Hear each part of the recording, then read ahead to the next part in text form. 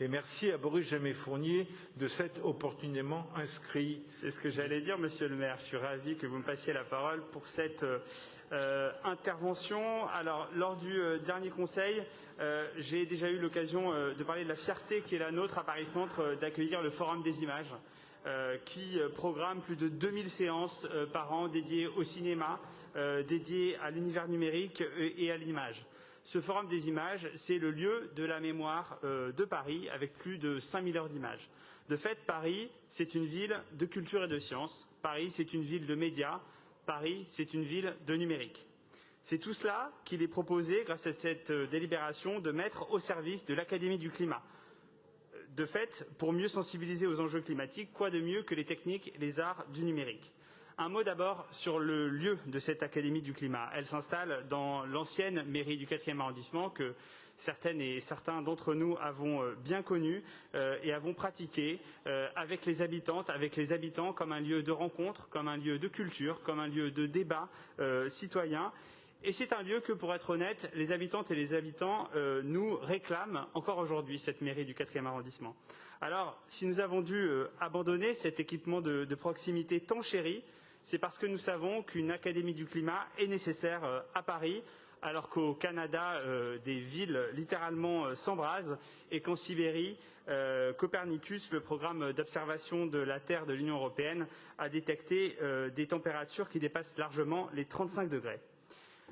Une Académie du climat est nécessaire à Paris. Je dirais même qu'une Académie du climat est nécessaire à Paris Centre, sur cette belle place Baudoyer, près de l'hôtel de ville bien sûr, mais surtout entre la rue de Rivoli et les berges de Seine, qui sont des symboles de la pacification des mobilités et de la baisse des émissions carbonées des transports.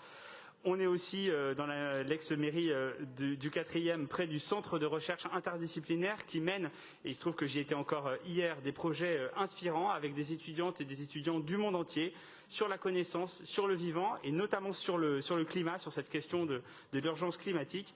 Et puis on est évidemment près du Forum des images et de TUMO Paris.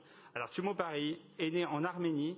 Il a grandi en France et il se développe aujourd'hui à Berlin, à Moscou, à Tirana et il est reconnu pour son caractère innovant et qualitatif, pour le travail qu'il fait auprès des préadolescents et des adolescents des 12-18 ans, pour leur apprendre de façon ludique et de façon qualitative à développer leurs compétences dans 8 domaines créatifs du numérique. Et aujourd'hui, ce sont 1500 élèves qui sont accompagnés chaque semaine, qui sont accueillis au Forum des images, avec, je tiens à le souligner, c'est important, une parité parfaite et 50%, je vois Pénélope Clumites qui hoche de la tête, c'est très important, et 50% des enfants qui viennent de quartiers populaires. Donc ça, c'est vraiment une mission que remplit TUMO Paris, et qui va s'élargir, puisque avec cette délibération, on propose de créer un nouveau programme, TUMO Climat, qui met littéralement ses compétences au service de la compréhension de l'urgence climatique.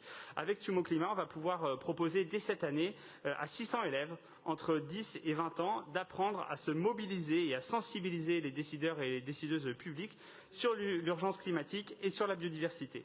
Et justement, c'est en utilisant ces techniques de TUMO, l'animation, la modélisation 3D, le jeu vidéo, la programmation informatique, la musique, le dessin, qu'on va permettre à ces enfants de s'exprimer sur cette urgence climatique.